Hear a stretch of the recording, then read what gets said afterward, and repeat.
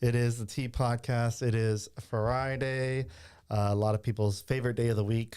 My favorite day of the week is Friday too, but I have a lot of favorite days of the week, but my job is a lot different than your job, I'm sure. So Friday is a great day for everyone in general. We have a great episode today. We're going to be talking with Jackie Lyle, who is the Executive Director of PASA, which is, if I can get this right, Performing Arts. Jackie, what is it? Serving Acadiana. Yeah, Performing Arts Serving Acadiana. That's right.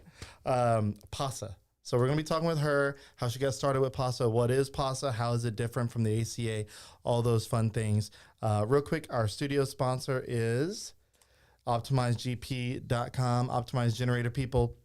You can get a whole home generator through Generac through them. They're a great local company, so if you are ever worried about your home and power outages, especially during storms and janky electrical systems, and you don't want to lose power, let's just say maybe you have sensitive medical equipment, Optimize GP will come in, set you up with the whole home generator, so when your power does go out, less than 30 seconds later, your power comes back on, your Wi-Fi is back on, your shows are on, you can cook, do whatever you got to do. And if it's dark outside, you'll be the only house in the neighborhood with a lit up house, I'm sure, unless your neighbor has a generator. So check them out, OptimizeGP.com, and enjoy the episode.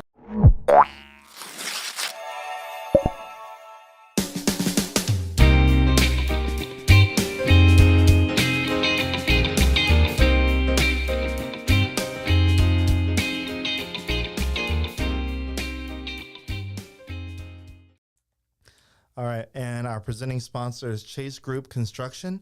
They take the lead and become your one point of contact for the entire design build process. It wouldn't be a Developing Lafayette branded podcast without having some sort of construction sponsor. So I really appreciate Chase Construction Group, or chasegroupconstruction.com is their website. They built a bunch of great things in town. They're building a bunch of great things in town. Some really cool stuff. Things I've mentioned before. One of Lafayette's first Christian Montessori schools, preschools. So that's a really cool one. In Youngsville, there's a really cool thing that they're building.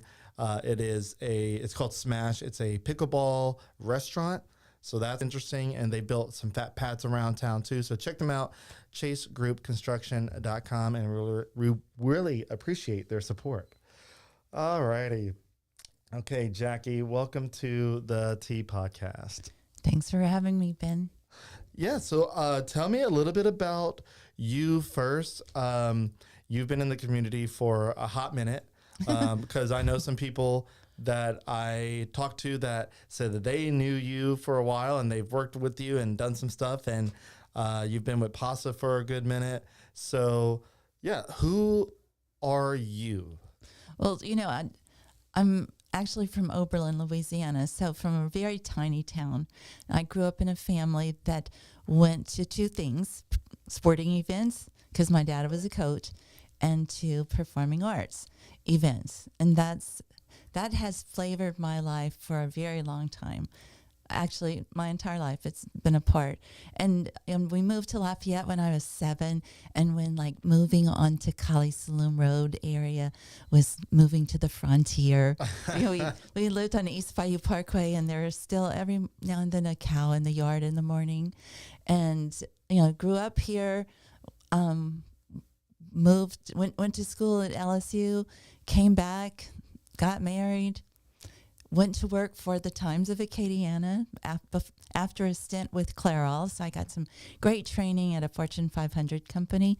And then we had a family and went to work for the Times of Acadiana and worked there 9 years and left as the advertising director, and had two columns that ran. And I left because there was an organization here that started actually when I was a senior in high school, the Fine Arts Foundation. And the Fine Arts Foundation was just an unbelievable organization. And when you talk about developing Lafayette, there is the construction and the physical development, but the development of Lafayette is really important to recognize from the standpoint of how much we grew as a community in so many different ways in the 70s and in the 80s. And so that was the period when the Fine Arts Foundation was here. Like, I met Ella Fitzgerald here after a performance. The Royal Winnipeg Ballet spent like a week here in the summers. The people who know dance or who watched Ed Sullivan, okay, they know Right. who Mikhail Baryshnikov was or is, and who Rudolf Nureyev was, greatest ballet dancers of certainly the 20th century, who were men. And all that was happening here, and I was so excited to have kids I could bring to see these great performances, and then the Fine Arts Foundation folded. And I kind of got involved with that board, who was some of whom, and I wasn't on that side, were figuring out the bankruptcy. And then the other side was figuring out the future. And so I was involved in that. And then we decided to hire somebody part-time. And I thought, time to hang up my hat at the Times of Acadiana in the role that I had. Because I had a really busy personal life, as well as this sort of like mother load of a job, and went to work as PASA's first executive director, and that's when it was called Performing Arts Society of Acadiana. And so that started this whole crazy career, that who would have ever thought that you could do this, that this would be an opportunity in Lafayette. And I ran that PASA for 22 years, left, and then when that PASA quit producing or putting on the kinds of shows that we had done, some of us who had been involved with PASA started this organization. And so now we're into our 5th season, and we're going away, doing it again all over. I was just with someone else who was talking to me about what the job is about. And of course, in this industry, my industry, and sort of in yours too, there's some knowledge that you have to have or that you need to gain, but there's also, it's a sales job. And then for the kinds of performances we do, every show is a startup because every show is different. And we've just marched forward with that, with the support of the community, with the support of ticket buyers, and with a lot of hard work. Yeah. So, okay, I want to go back to you mentioned you were from Oberlin. Is it Oberlin where you go to take the back road to go to Whiskey Chitter? Yes. Exactly. Okay. That's how I know Oberlin, driving through it I used to live in Turkey Creek, north of Ville Platte, and we would go to Oakdale, and if we wanted to go to Coshada, we had to pass through Oberlin, all that area, which is really not much there. I mean, it's always been a tiny town. It's not close to an interstate highway. It is definitely rural America, and it was a great place to live as a young child. And also with like your dad's the state champion football coach. That's sort of a like a little celebrity thing. But it was a small town, fewer people than Lafayette High School has students. That's funny. Yeah, my little town is the same way. Yeah. Like every year, Lafayette High graduates 400 something kids, or give or take somewhere in that range, because they have to have the graduation at the Cajun Dome. So so growing up in Oberlin, when did you move out of Oberlin first? When I was 7. When you were 7, okay. My dad left coaching and went to work for the State Department of Education. My mom didn't want to live in Baton Rouge, so we moved to Lafayette, and then he had to make the commute. And remember, that was before I-10. So that was before the Basin Bridge? Yeah, that happened like when I was in high school. Okay.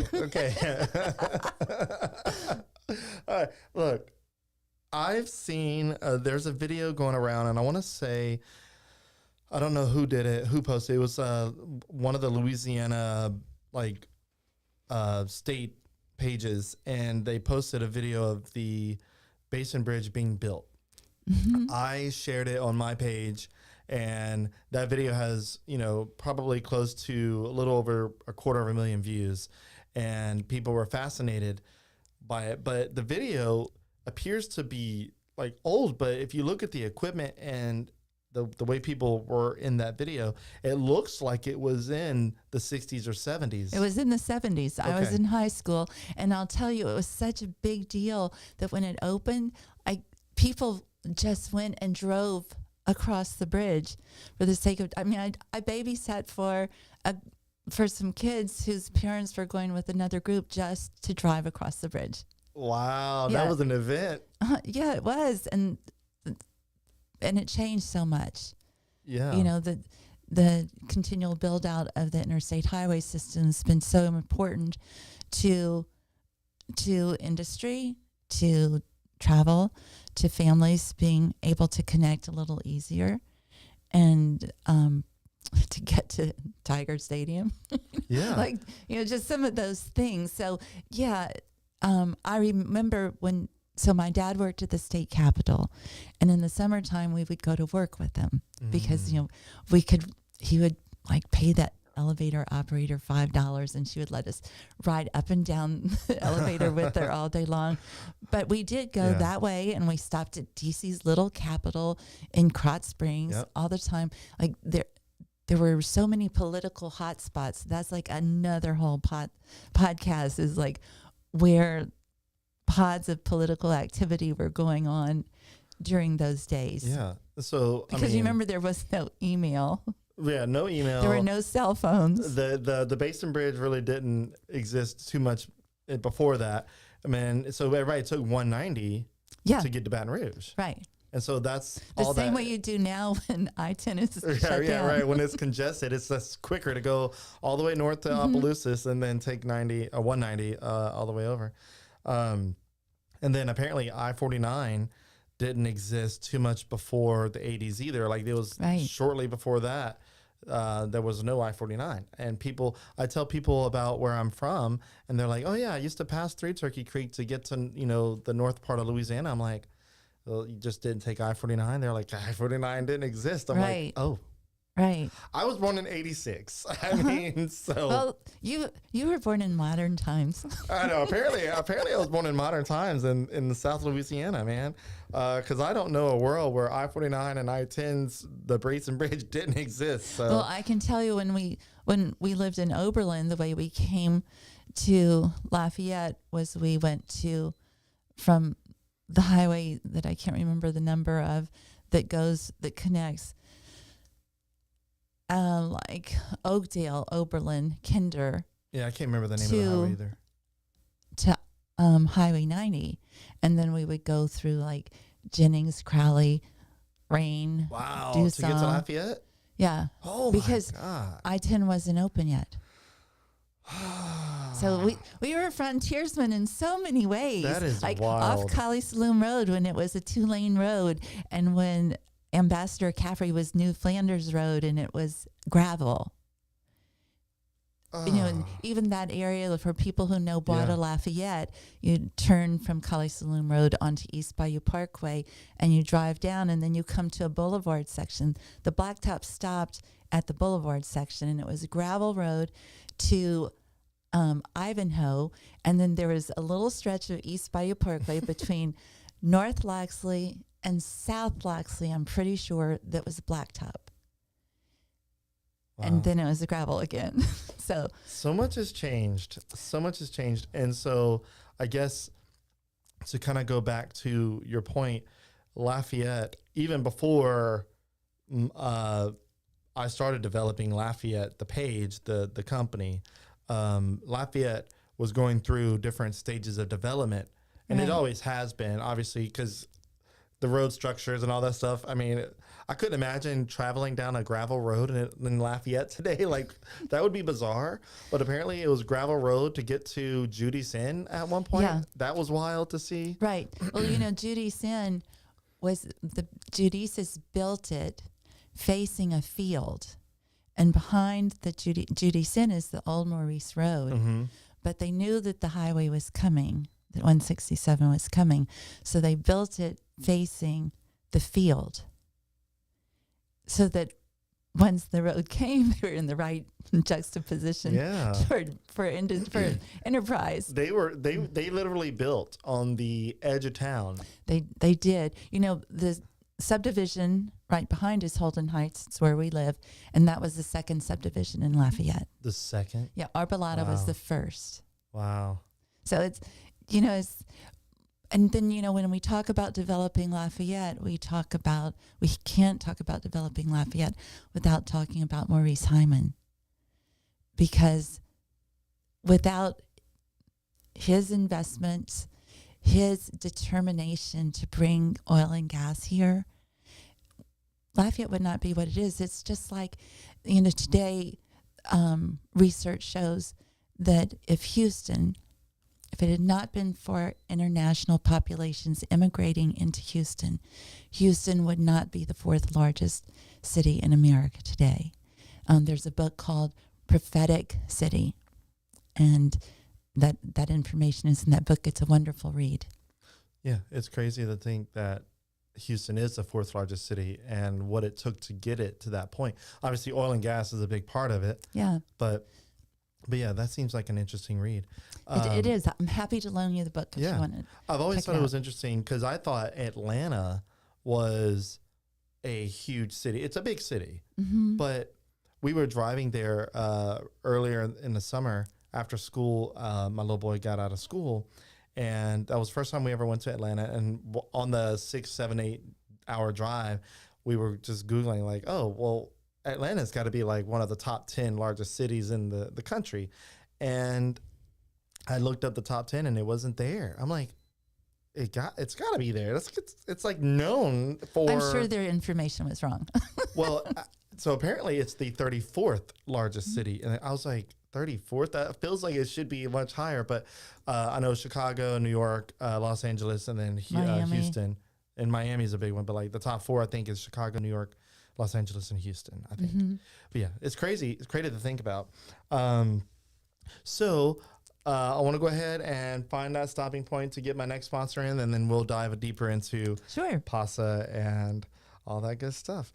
All right. And so our next sponsor is the Music Academy, Acadiana.com.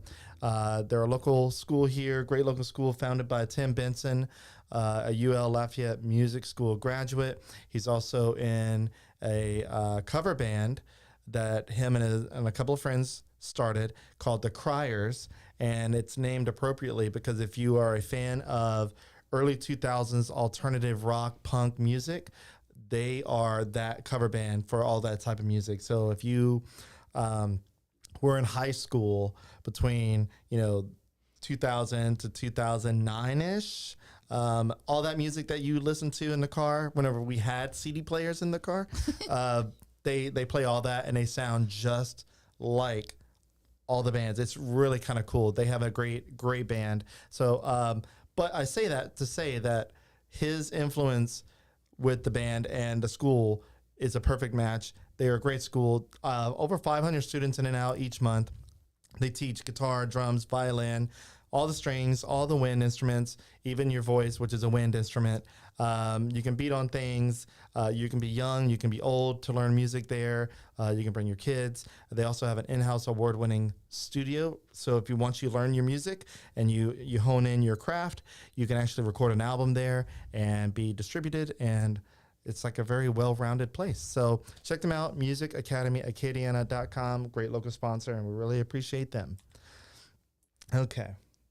So PASA.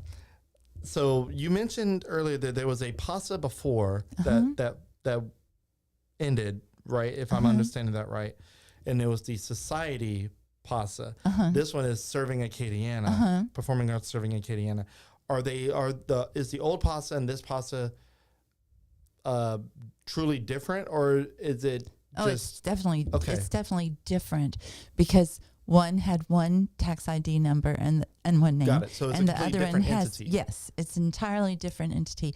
But I'm so glad you talked about the Music Academy because this is what is most important, and doesn't happen is we have parents who bring their kids to dance lessons, to music lessons, and they don't bring their kids to performances. And that's one of the things that's thwarted me for the last 36 years is that, I really got involved with PASA the first time just because I wanted shows to bring my kids to. I knew we would not be a family in the financial realm where we could go to Houston all the time and go to see shows. Yeah. And like a touring Broadway show is not enough information, I think, for a performer. And I'll give you an example. When we had the great violinist Itzhak Perlman here, guess who wanted to go backstage and talk to him about his thumb position? Michael Duse. Okay. So even, a musician as accomplished as Michael Duse had a learning opportunity sitting in the auditorium. So he went backstage and talked to him about his thumb position on his fiddle. Well, so fiddle for Michael, violin for Itzhak Perlman. But, these opportunities for kids to see great performances that they're only going to see because their parents bring them is, there's no other match for that experience. And, one thing that I say all the time is we bring in artists that people maybe don't know of, but if we still had Ed Sullivan, they would know of them because that's the caliber of artists that we bring in. Okay. So if you know who Ed Sullivan was. I am very familiar with Ed Sullivan. Correct me if I'm wrong. I remember being a kid. This might not be the same guy, so I'm trying to make sure I establish. There was a show that we watched in the 90s. Was it Star Search? Star Search was a show. We watched it too. But that wasn't Ed Sullivan, right? No, Ed Sullivan was the Ed Sullivan Show. It was on Sunday. Yeah, so it was like late night? No? Like 7 p.m. I can remember when the Beatles were on Ed Sullivan, my mom said, "You all are sitting down and watching the Ed Sullivan Show because you are watching History Tonight. The Beatles are going to be on." Wow. And I can remember, I was like a mile from here when I watched it. But the importance of bringing kids to a live performance, even if you're a parent and you don't know anything about the artist, the one thing about PASA that I'm very proud of is that if you come to a show that's unfamiliar to you, you will be rewarded because what we bring in is great. Yeah. And that's been our tagline for a year. When PASA presents it, it's great. So in some degree, we all follow brands and we trust the brands to deliver a certain level of quality, and PASA's brand can be trusted. So you guys recently had Ben Folds. Yeah, like 2 nights ago. Yeah, like 2 nights ago. I remember being a kid, and Ben Folds 5 was a well-known band. Uh-huh. I don't know if I ever remember listening to any of the music at that time because my interest and whenever I was in that age, whenever they were like a big name, I think that was in like the late 90s ish. That Ben Folds 5 was the band. Mm-hmm. I was into NSYNC, Backstreet Boys. I know. Look, it's gonna sound weird, but I also liked Spice Girls. Uh-huh. So my genre of music was a little different. Right. You're the same age as my kids. Okay. And so I know all that you're talking about because we were buying the CDs. Yeah. And that's what they were listening to at home, but they were also listening to classical music. Everybody played the piano.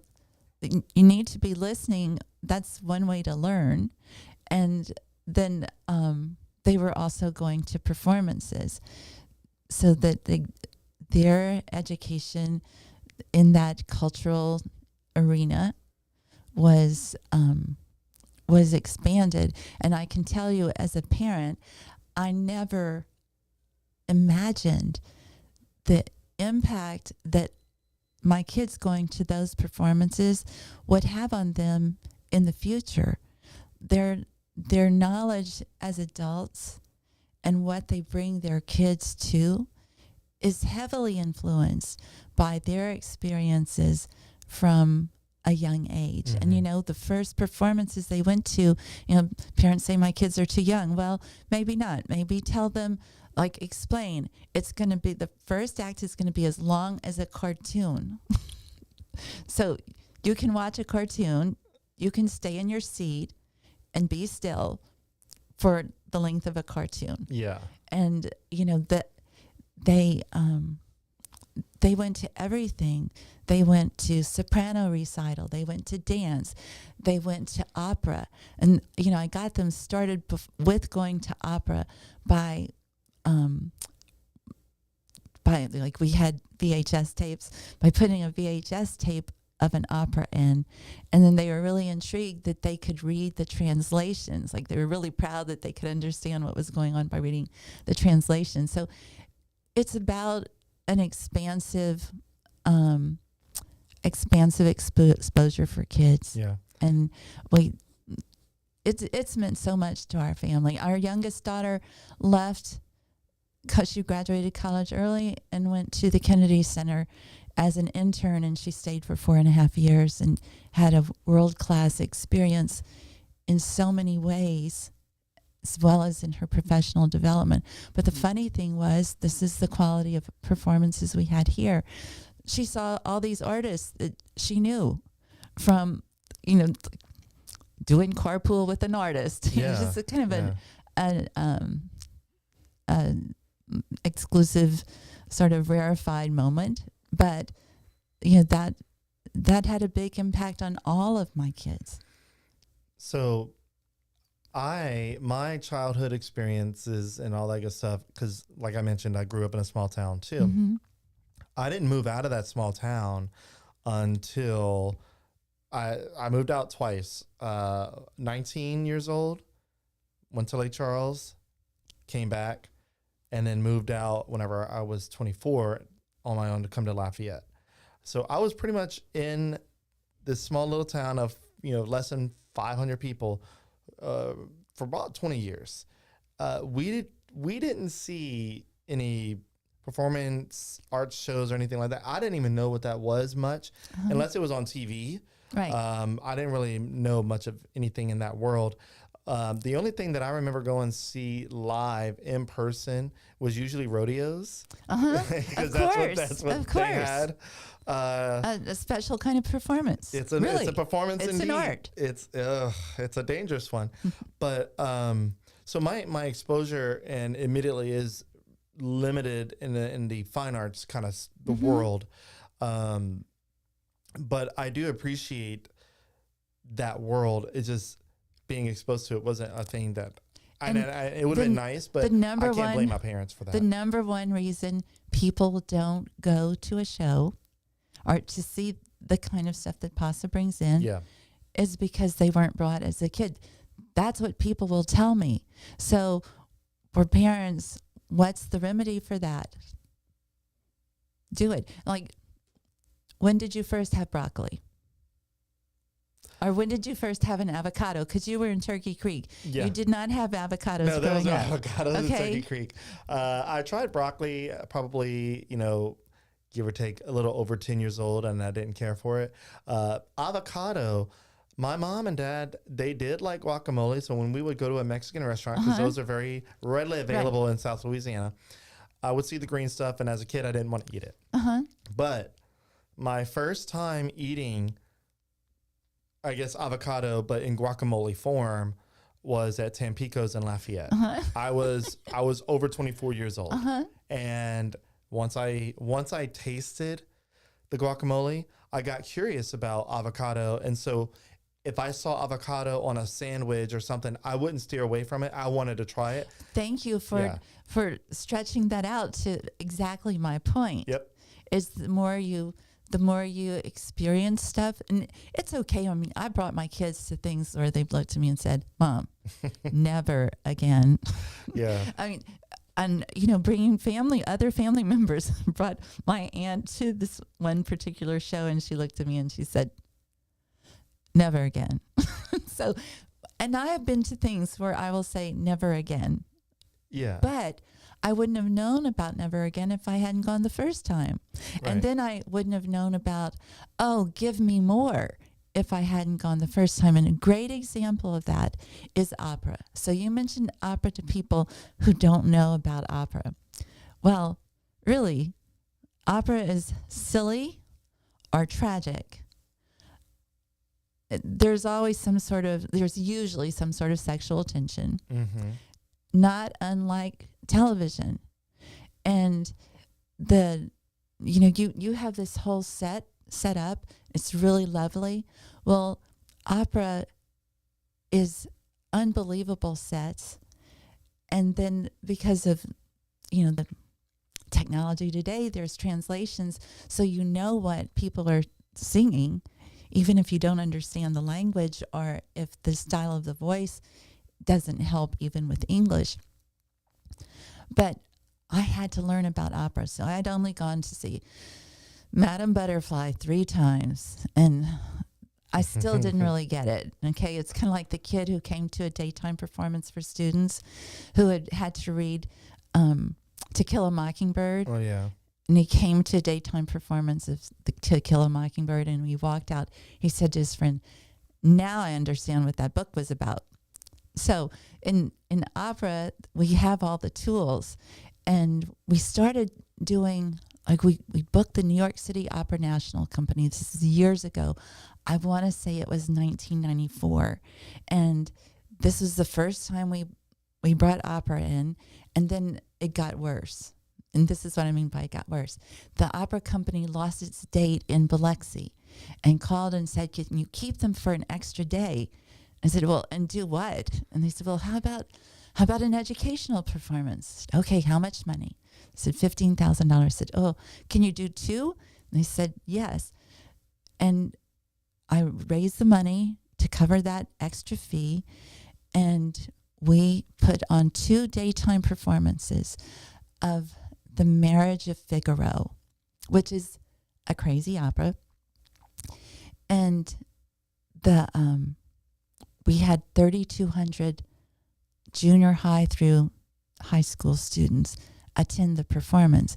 And when people were walking out, the teacher said, what's the next show? It's like, we'll let you know. But that started a huge tradition of bringing students into the theater that they were never going to go to the Hyman Center, or they were certainly never going to go to an opera.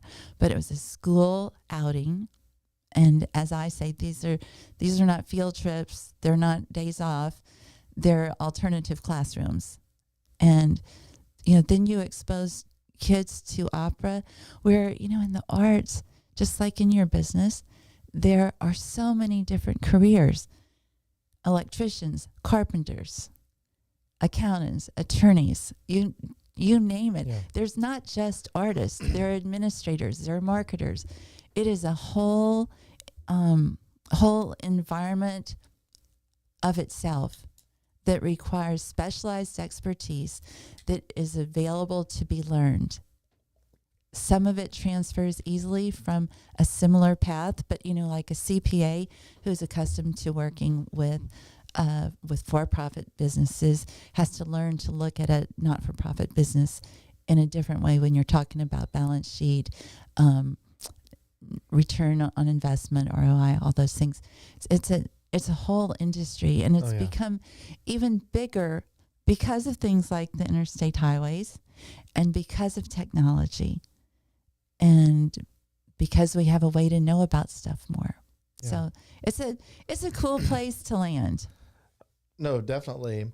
I know we're at about 34 minutes. I want to ask you a question, and it was something that you also included in the talking point, so I know it's safe to ask about it. How is PASA different than the ACA, which everybody seems to know what the ACA is because they have a huge building off of Jefferson Street, Acadiana Center of the Arts. how is it different? I mean, I think they're both nonprofits, if I'm Yeah. correct. So what's different from PASA compared to ACA? Because ACA will bring in acts too. What is different? I want to add one other in. Yeah. The Acadiana Symphony.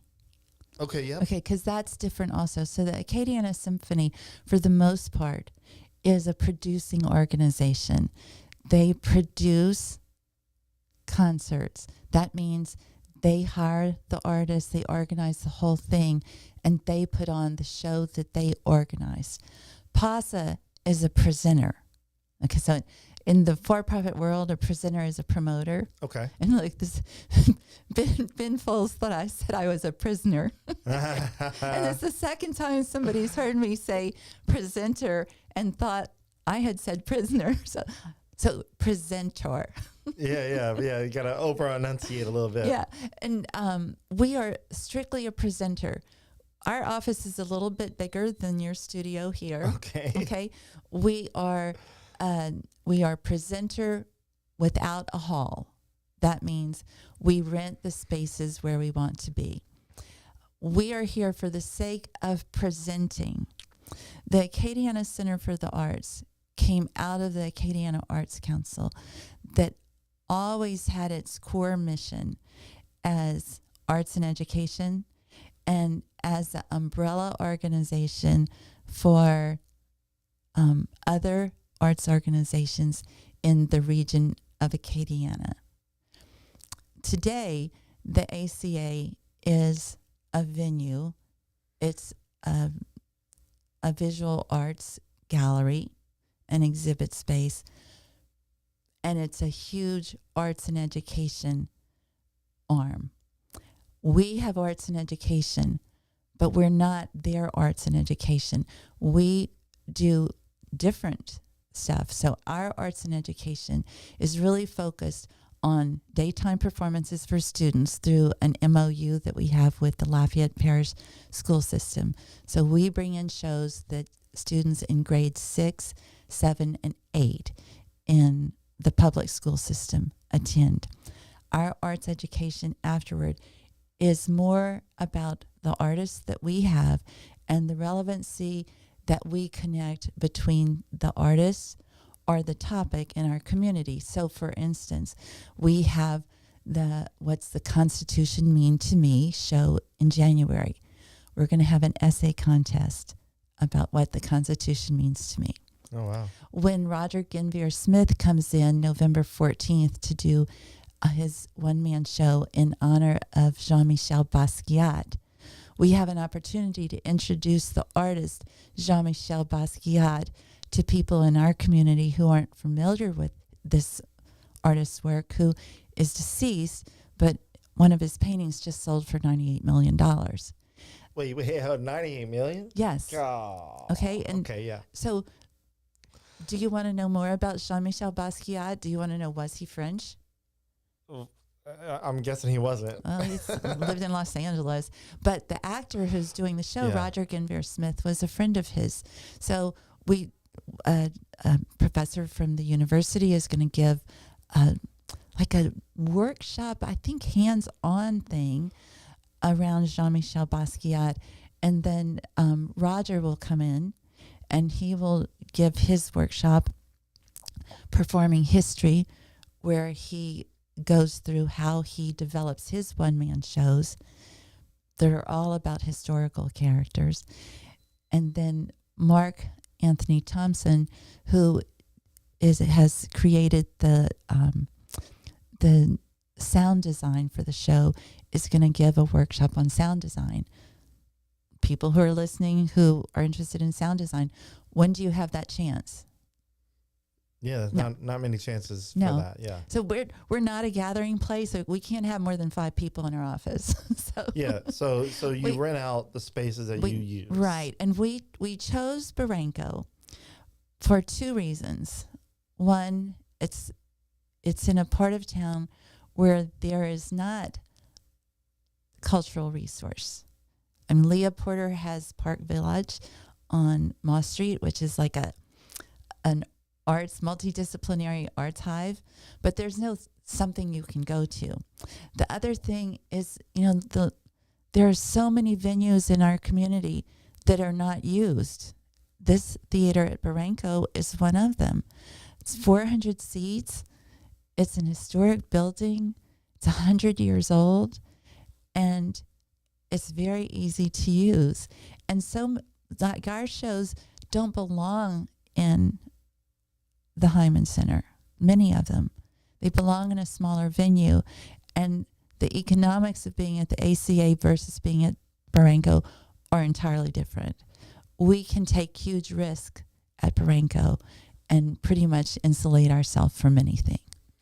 Okay, so Baranco is that it's not an old school building, is it? It is. So this is what the old school building is. It's the former NP Moss Middle School. It sits at the corner of Moss Street and Mud Avenue. Okay. It was built in 1925. That long ago? Wow. 100 years. It's 100 years old. God. And 100 years ago, theaters there wasn't sound equipment. So, built for it with acoustic power in mind. And it's not a place where people think to go to a performance, but if you walk in the door, you feel the soul of this theater. I mean, you can't not be in there and okay, nobody maybe can tell, but you can't just look around and think, wow, this is here. And then, wow, how many 100-year-old buildings do we have in Lafayette? Very few. We have Lafayette High School that became Lafayette Middle, that's now Lafayette Elementary. We have Baranco. We have the original City Hall. We have some homes, but we don't have a lot of inventory of old buildings in Lafayette. But, if we look around, we have that theater that's been unused for decades. I mean, the last time I used it before was in 1994. I brought a pianist there for a daytime performance for students. And Lafayette Elementary, former Lafayette High School, has a 500-seat theater. It needs work. Judy's Middle School has a theater, because all those schools were built at a time when the theater was part of the academic program. Mm-hmm. Now, I went to school on campus at Hamilton Laboratory School. We had a theater. We were in the theater all the time, and sometimes we put on our own shows.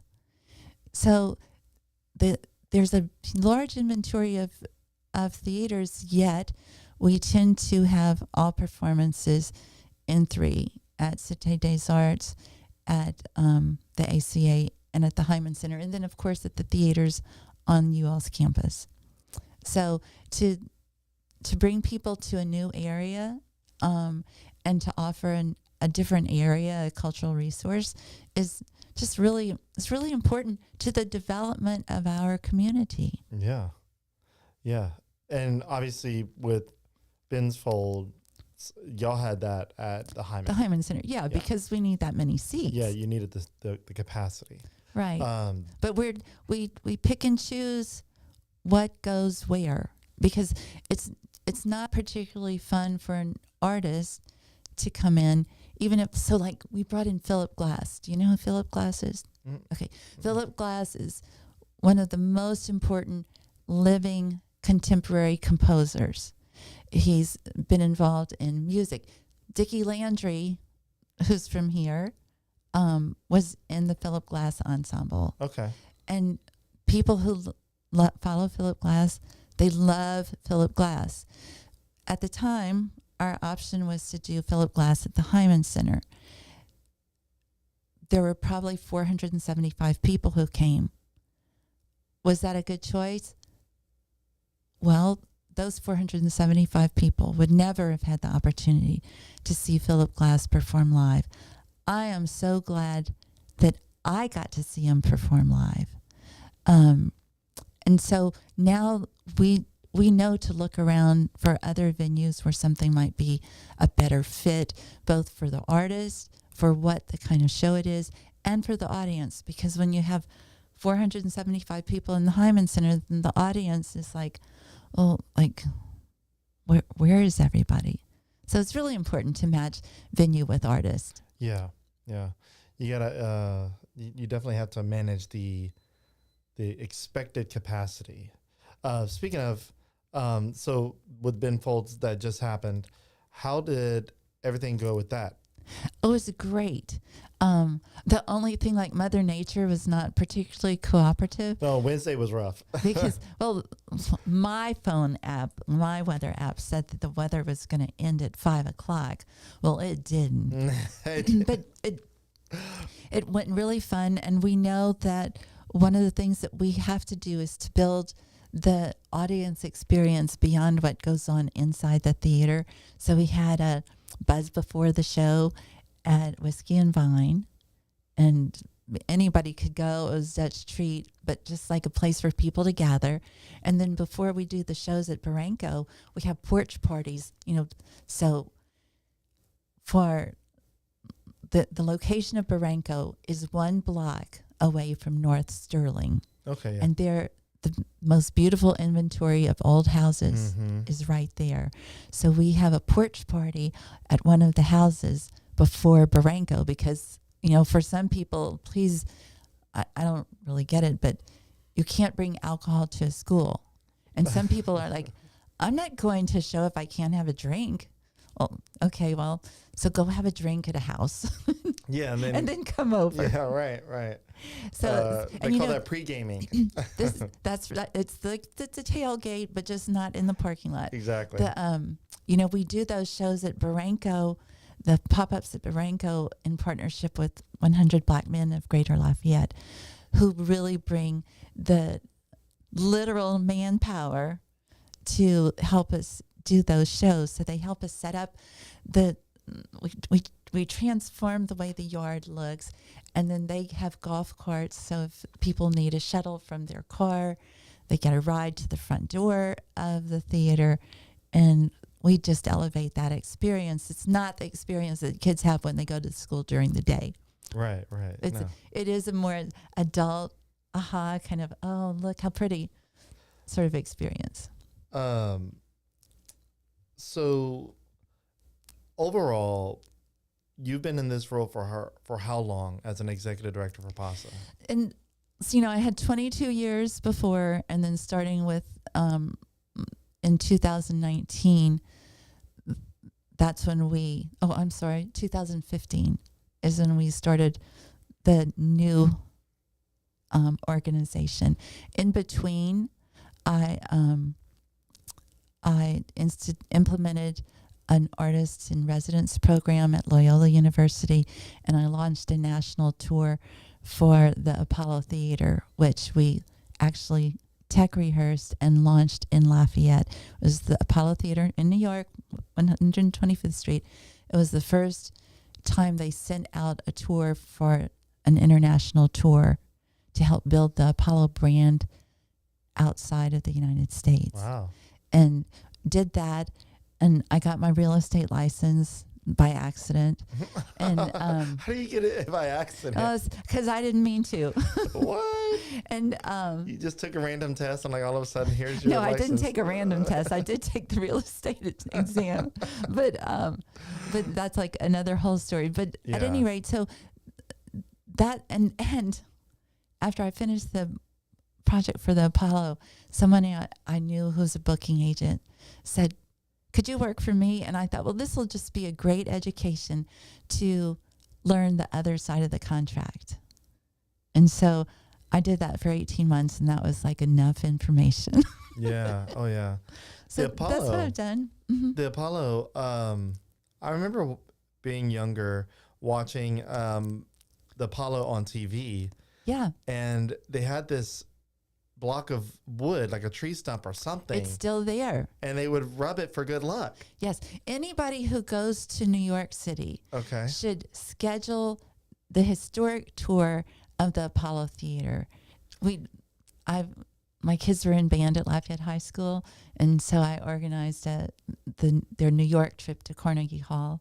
And one year I had all the kids go to the Apollo Theater, and the band director said, "Are you sure that we should do this?" I said, "I'm telling you, go to the Apollo Theater, and he reported back, it was the best part of the trip except for playing at Carnegie Hall.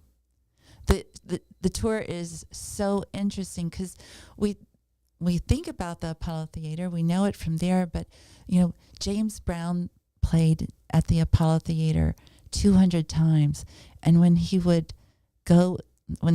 there, he did shows like at 9 a.m., 11 a.m., 3 Wow. 3 p.m. Like, he did 5 shows a day. So there's so much history. That's where Ella Fitzgerald got her start on the show. That's the amateur show. I can't remember the name of it, but it's still going on Wednesdays. And actually, Nebenezi performed there twice, once in May and once in June this year.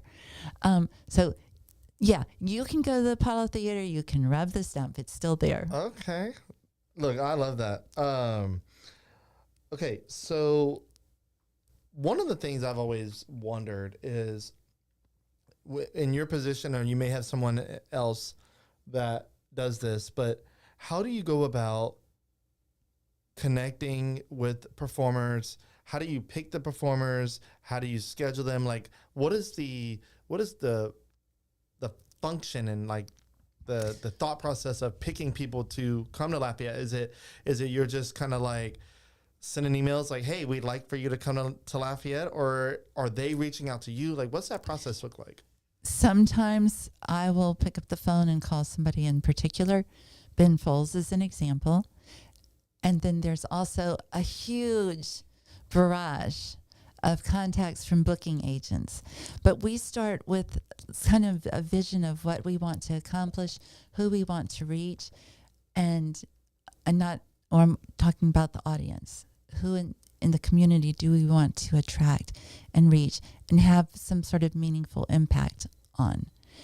And then the Hyman Center is a challenge to book. You can't not get in the Hyman Center from April 1st until early July because of dance recital season. Right. You can't really get into the Hyman Center, definitely not on a weekend, between 12th night and Mardi Gras Day. And then, you have to have some time for Mardi Gras amnesia to wear off before I want to bring in a show. And, you have to be aware of the calendar. If we're doing a daytime performance for students, we definitely can't do that during a school break, right, or on a teacher in-service day. So, there's the calendar, in general, the availability of the Hyman Center, the availability of an artist, because all those things have to meet up. But really, we start, like right now, we have these little sticky notes on the door of things, artists that we're looking for next year. If somebody's listening and wants to put in their 2 cents, like email me at jackie@pasaonline.org, or call the office at 337-769-3231. We want to know like what people want to see. We have our programming that we try to mesh with our daytime performances for students. And then sometimes we have an idea. So an example is last season, we had Cleo Parker Robinson and the New Orleans Jazz Orchestra together. I contacted them in 2019 after the churches were burned in St. Landry Parish. 3 Black Baptist rural churches burned to the ground by an arsonist. And I asked Cleo Parker Robinson and Adonis Rose, artistic director of the New Orleans Jazz Orchestra, if they would work together. They didn't know each other, but if they would work together and create a new dance piece that would put on stage the acts of violence against houses of worship, reconciliation, and redemption. Because if you think about the news stories, there's the act of violence, there is the reconciliation of the congregation, and usually the forgiveness follows, and then the redemption. And so that's something we worked on before it was here for 4 years. And, but those things can be very meaningful for our community. So sometimes it happens like that. Sometimes an artist, because our community is known as a community where you can launch new production easily. I get calls from people who want to do a new work. Would we commission it? Would we help them get it on stage? I mean, we kind of had a discussion like that Wednesday night. Ben Folds was not aware of the tax credits available here for recording. Lindsay Kraft was not aware that this was a good place to launch a new show. And, these things, all of these things influence. And then, like, there was the time that Herbert Hyman called and said, what will it take to get Tony Bennett here? And I said, okay, two things, $100,000 and a jet. Yeah, right. So he said, come over, let's talk. So I went over to talk to him. We figured out the money on it and how it was going to work. Of course, $100,000 for Tony Bennett was pretty much a no-brainer. And, so sometimes it just happens like that. So y'all actually got Tony Bennett? Yeah. When? When was that? Well, and it's been a long time, and I'm not young, so I can't exactly tell you the year, but I want to say it was like around 2003. Okay. Wow. And we had Roberta Flack for our 15th anniversary of the previous PASA. Okay. We've had Michael McDonald. Oh, Wynton Marsalis. Wynton has been here 3 times. The list goes, we've brought in almost 400 performances. Yeah. So there's a whole long laundry list of great shows that were here. When Ukraine was attacked by Russia, the Kyiv City Ballet had just left for a residency in France. They couldn't go back home. And so when their time was up in France, they decided to come to the United States to tour. And Lafayette was one of the places that the Kyiv City Ballet came and performed. They did a daytime performance for students. It was a great opportunity to have that discussion with students about war. Yeah. Wow, man, this is fascinating. Well, I'm glad you think so. I have found it fascinating, and I will tell you this. If you had ever told me this is what my life was going to be like, I would have never believed it. I would have never believed really pretty much any of what has come to pass. I've been so lucky, but that's because we live in a community where entrepreneurship is valued. Mm-hmm. And there's more than one way to develop a community. Yes, you can build a subdivision. Yes, you can build a mall. Yes, you can build a new school. But if you're not developing your citizenry, those things are immaterial. It really is about developing citizenry to be not only literate, but culturally literate, and to be curious, because if we're not curious, we can never understand each other. Mm-hmm. That's a big one right now, for sure. Yes. And, I think about that all the time. And one of the skills that I've tried to work up for myself is being curious, because we can be very apathetic. And apathy and curiosity don't travel on the same interstate together. Right. Okay, one is going one way, Mm-hmm. and the other is going the other way. But, if you're going to do anything to make our community better, be curious. Talk to somebody you don't know. Go to see something you're not familiar with. Try a new kind of food. Yeah, it's funny you say that. Earlier this week, I think it might have been Wednesday. Yeah, I think it was Wednesday. I made a post on social media, and I don't know why I thought about this, but one day I just woke up and I was like, people should try something new. They should break out of their routine, and that's exactly how I worded it. I said, break the routine, go somewhere new, whether that be a new spot or a staple in town that's been there forever, and go to some place you haven't been to. And I'm going to take that one step further. There's a pianist who graduated from the university who did a recital down Moss Street at Northwood Methodist Church. And someone I know called me, and she asked if she could ride with me. And she asked me to meet at my house. And she got in the car, and she said, my friends told me I shouldn't go here by myself. I said, you shouldn't go where? Right. And so she said, I said, why would they say that? She said, I don't know. I said, well, I can tell you why. Because they're not familiar with the area, and they're showing their true colors. So we're going to drive to Northwood, and you let me know when you feel uncomfortable, when you think your life is in danger. Mm-hmm. And I'm going to tell you when we pass the place that your life was in danger, and you're not going to know it. And then I said, these are all like there are all these subdivisions back here. She says, yeah, she said, the older subdivisions are stable. I said, no, I'm talking about some new subdivisions, because remember, I'm a realtor, so I know about development. Yeah. To the degree that I know about it, I don't know everything.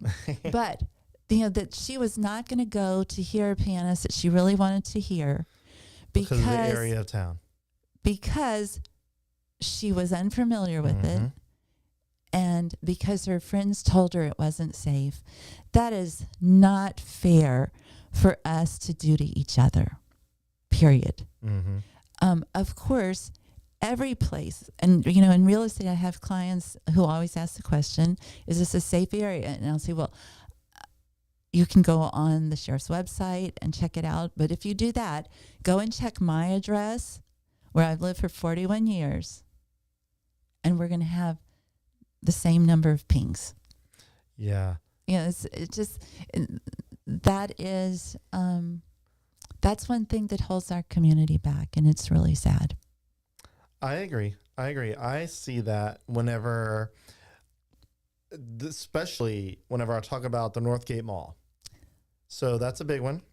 Uh-huh. Anytime I post about the Northgate Mall, and the Northgate Mall over the past, I want to say 5-10 years, there have been several groups that have tried to go through a renovation period of the Northgate Mall. They want to bring it up. They want to improve it. They want to bring it back to where it was. Now, malls in general are struggling, right, but the Northgate Mall has never closed.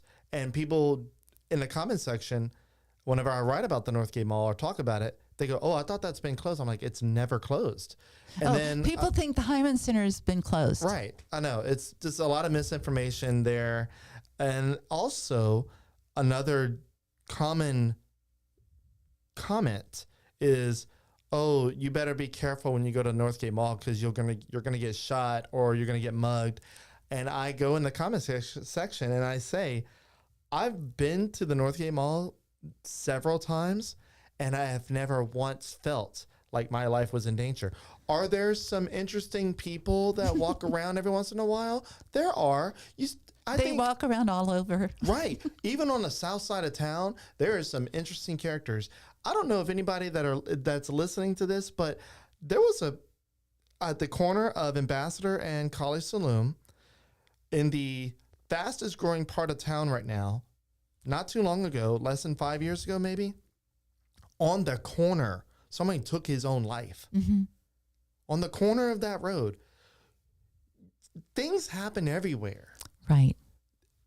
And you're more likely to get in a car wreck on that side of town and die versus getting mugged on the north side of Lafayette. Well, and the other thing that, when the discussion was about like moving the Hyman Center, for me, the Northgate Mall was the place to go because of the intersection of the two interstates. Mm-hmm, absolutely.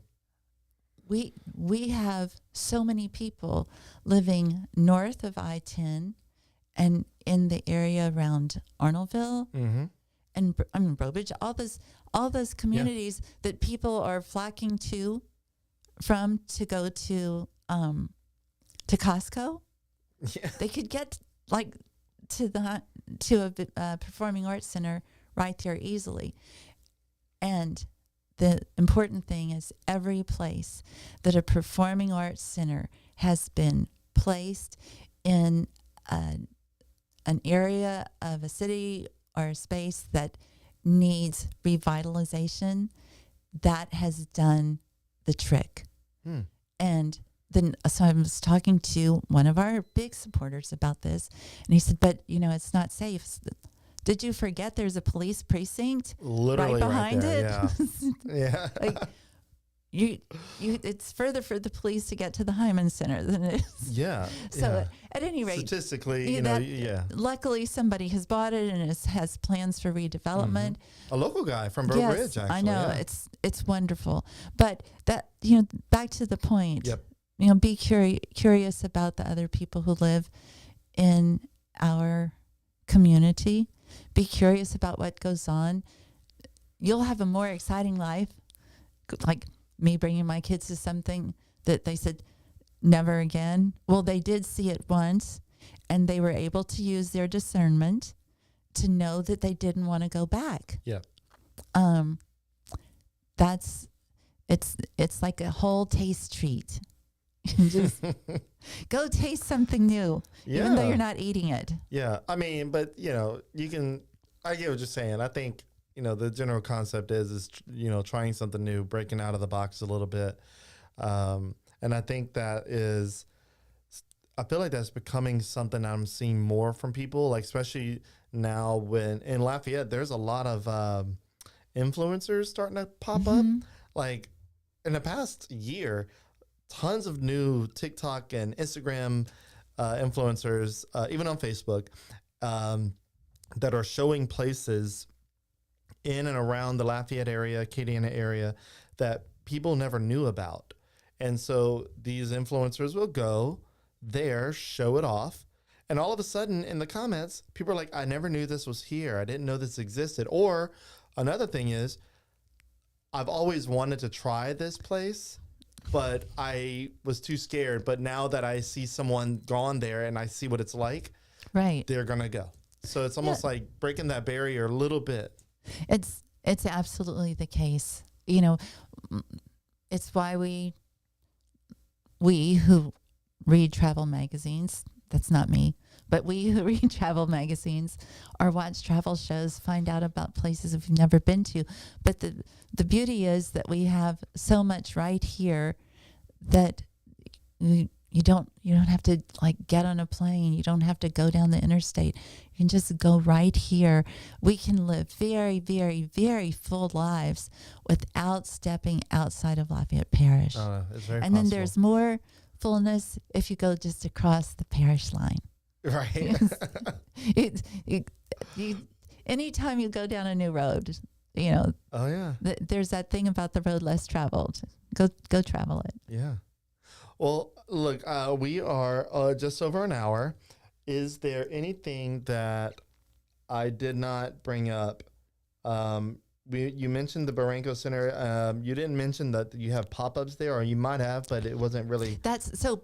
The series at Baranco is called Pop-Ups at Baranco. Okay, nice. We just thought it was a cute name, and we were trying to figure out a way to do it. And other than that, I mean, the most important thing is that is that people try something new, and people expose their kids to something new. So this is on my regular response when somebody says, when I say, Ben, you should bring your son to see this show, and your response might be, he won't go to that. Mm-hmm. Okay, my response is, he goes to school every day because he wants to. He goes to church every day on Sundays because he wants to. No, That's why we are the parents. Yep. We make those decisions. A child is not in a position to make a decision like that. They try to be. And look, I'll tell you this really funny. So, I talked about my kids and them being involved. I was going to a conference in New York. I started bringing my kids one at a time with me, and we got on the plane in Houston. We were with Wynton Marsalis' tour manager, and we were going to see Alvin Ailey American Dance Theater. And he said to my son, he said, you you want to go see dancers in tights, or you want to go hang with jazz musicians? So my son went to rehearsal with the Wynton Marsalis and Jazz at Lincoln Center Orchestra.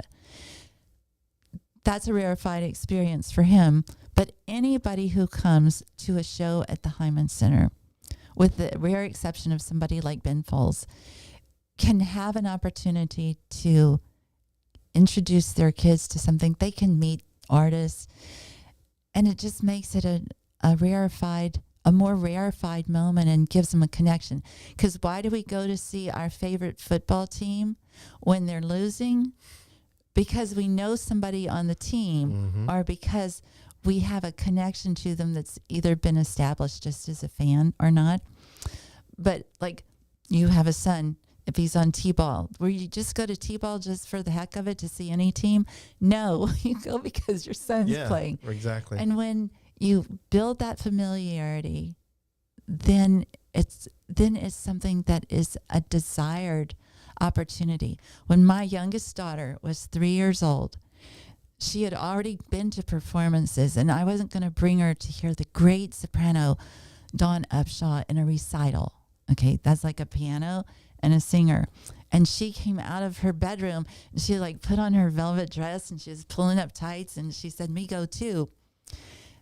And so I told her, I said, if you come, you either sit quietly or you go to sleep. But she went, and she was awake through the whole thing. And she got to meet Donna Upshaw. And then she got to see her when she worked at the Kennedy Center. How weird is that? Yeah. But the just to expose kids to the arts is really important. And it kind of sounds, but because you're not exposing them to the arts, you're exposing them to an experience they're not going to get any other way that is of great value. And yeah, everybody can go to see something and say,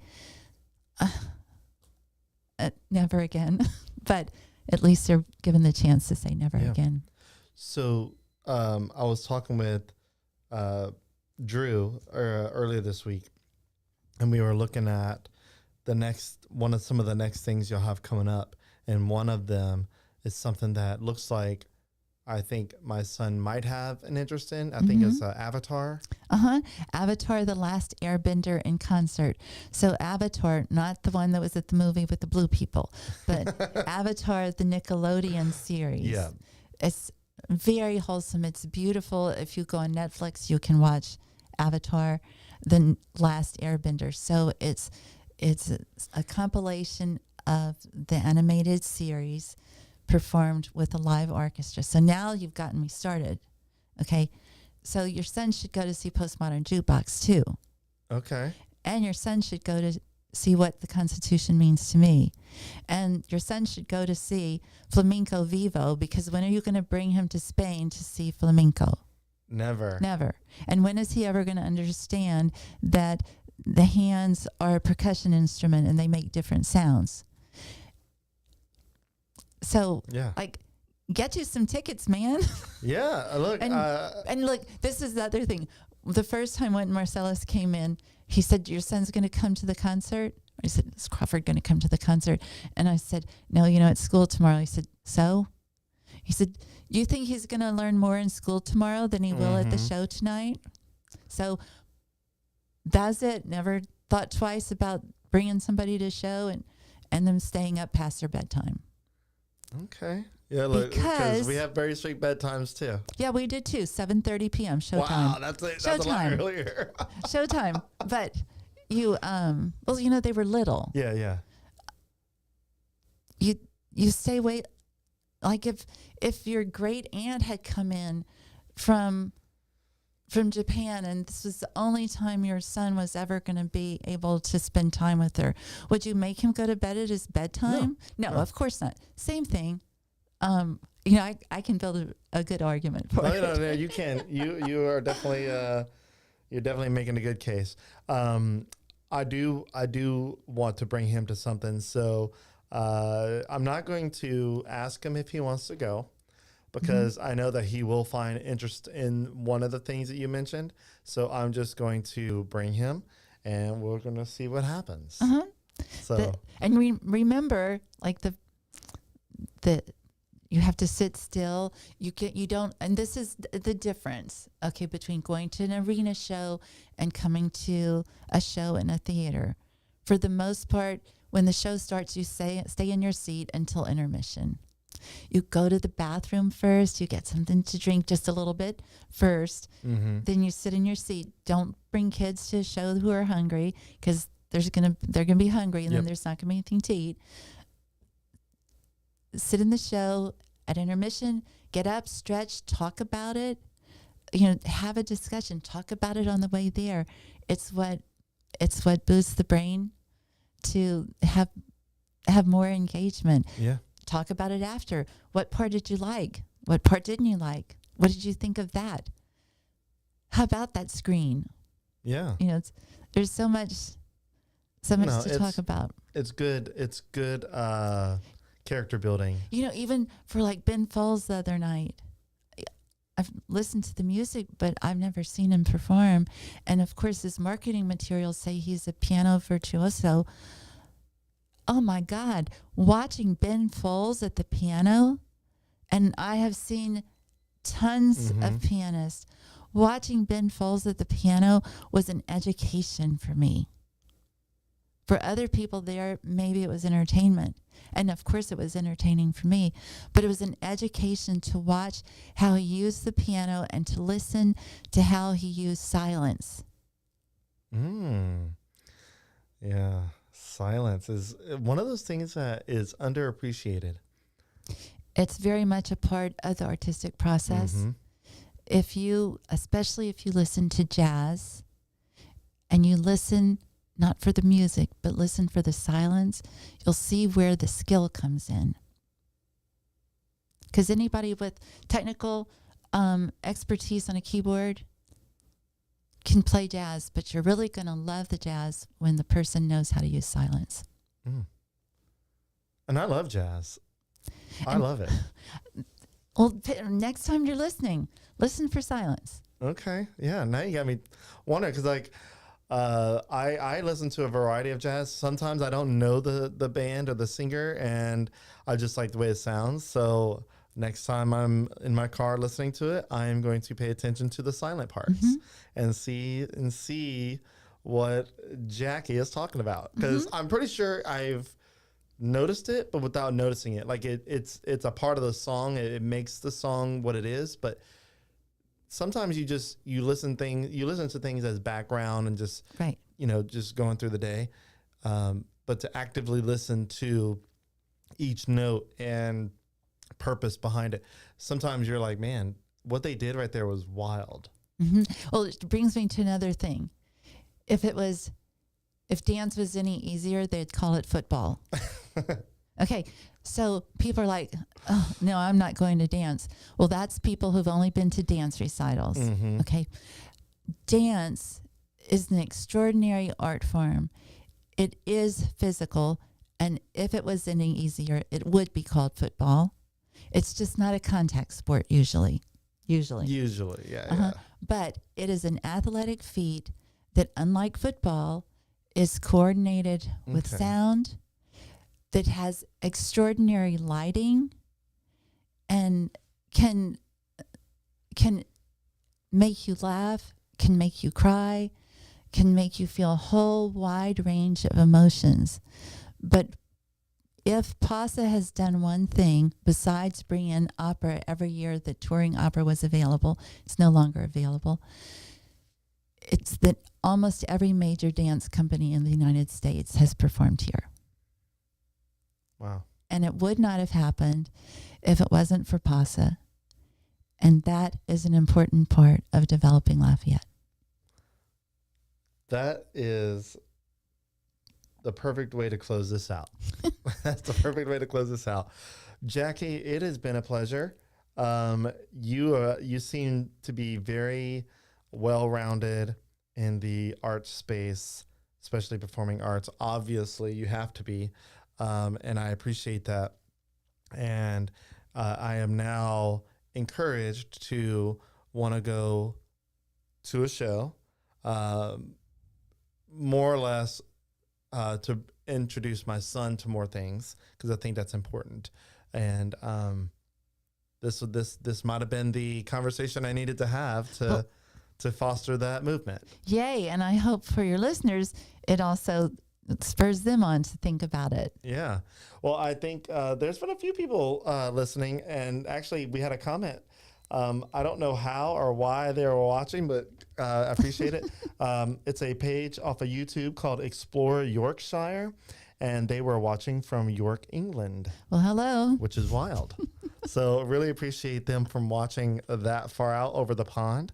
But for the most part, we have a pretty decent listener base, and throughout the week, plenty more will see the podcast, and I'm pretty sure we'll take notes. And but I appreciate you coming on. Is there anything you want to plug before we close out?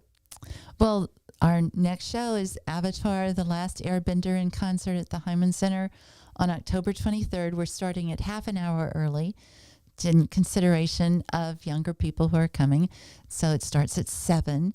And I will give one other plug, and this is very personal. So, I was able to do this PASA thing because of my husband. If I had not had his support, and I don't know if you know, and some listeners know, but my husband is Conrad Como, who has recently retired as the Lafayette Parish Assessor. Yeah. And it wouldn't have been possible without him understanding how important it was. And in fact, one of the reasons I was attracted to him was because he had season tickets to the Fine Arts Foundation. That was like when we first met. It's really true. Wow. And, okay. That it wasn't his dashing good looks. It was no. No.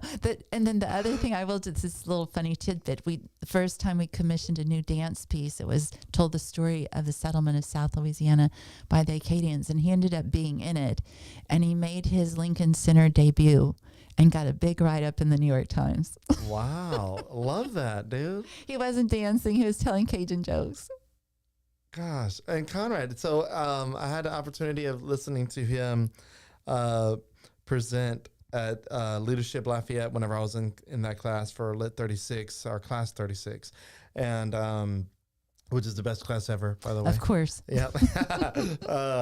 So, yeah, he was very passionate about some of the things he was talking about.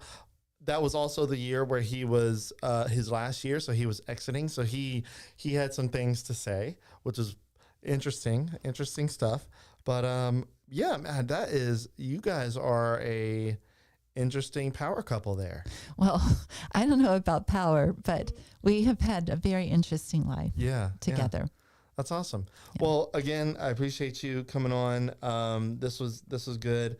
There's probably a lot more that we could talk about, and this would be a 2 to 3 hour podcast. And people snooze. Yeah. I like keeping it about 45 minutes to an hour. This is almost an hour and a half, which actually they've been landing at about an hour and a half for a while now. So, but again, yeah, I hope you have a great weekend. You too. And I look forward to checking out the show coming up in October, and potentially more after that. But we'll dabble in, and if my son starts to vibe with it, then I will do my best to expose him to more creative things, because he's a very creative little mind, and a lot of kids are typically. So most kids are. Yeah. Most kids are. Yeah. Well, cool. Well, Jackie, have a great weekend. Thank you, Ben. I enjoyed talking with you. I enjoyed being here. Thank you. All right, guys. Appreciate you listening. But yeah, thank you for watching, and I'll see you on the next one. Y'all have a great one.